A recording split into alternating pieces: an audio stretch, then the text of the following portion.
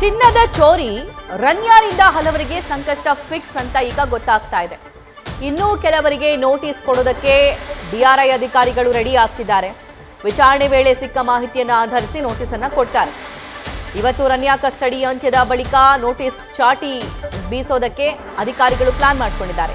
Ranya ಮಲತಂದೆ ADGP Ramachandra ರಾವ್ಗೂ ಕೂಡ ಸಂಕಷ್ಟ ಅಂತ ಹೇಳಲಾಗ್ತಿದೆ. ಇನ್ನು ಪತಿ ಜತಿನ್ ಹುಕ್ಕೇರಿಗೂ ಕೂಡ ನೋಟಿಸ್ ನೀಡಿ ವಿಚಾರಣೆಗೆ ಕರೆಯಲಿದ್ದಾರೆ. ಡಿಟೇಲ್ಸ್ ಅಂಕಿತಾ ನೀಡ್ತಾ ಹೋಗ್ತಾರೆ. ಅಂಕಿತಾ, ರನ್ಯಾನ ಯಾವಾಗ ಅಧಿಕಾರಿಗಳು ವಿಚಾರಣೆಗೆ ಒಳಪಡಿಸ್ತಾರೋ ಆಗ ಒಬ್ಬೊಬ್ಬರ ಹೆಸರು ಅಲ್ಲಿ ಲಭ್ಯವಾಗ್ತಾ ಹೋಗುತ್ತೆ. ಖ್ಯಾತ ಸಚಿವರೊಬ್ಬರ ಹೆಸರು ಕೂಡ ಪ್ರಸ್ತಾಪ ಆಗುತ್ತೆ, ಬೇರೆ ಬೇರೆ ಆಫೀಸರ್ಸ್ಗಳ ಹೆಸರು ಪ್ರಸ್ತಾಪ ಆಗುತ್ತೆ.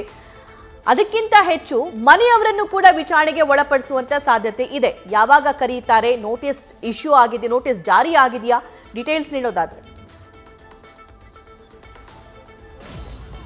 ಸಭಾ ರನ್ಯಾ ರಾವ್ ಗೋಲ್ಡ್ ಸ್ಮಗ್ಲಿಂಗ್ ಕೇಸ್ಗೆ ಸಂಬಂಧಪಟ್ಟಂತೆ ಇದಾಗಲೇ ಡಿಆರ್ಐ ಅಧಿಕಾರಿಗಳು ಆಕೆಯನ್ನ ವಿಚಾರಣೆ ಮಾಡುವಂತಹ ಕೆಲಸವನ್ನ ಮಾಡ್ತಾ ಇದ್ದಾರೆ. ಇವತ್ತು ಆಕೆಯ ಕಸ್ಟಡಿ ಕೂಡ ಅಂತ್ಯ ಆಗುತ್ತೆ. ಅಂದ್ರೆ ಮೊನ್ನೆ 3 ದಿನಗಳ ಕಾಲ ಕಸ್ಟಡಿಗೆ ನೀಡಿ ಆದೇಶವನ್ನ ಹೊರಡಿಸಿದ್ರು.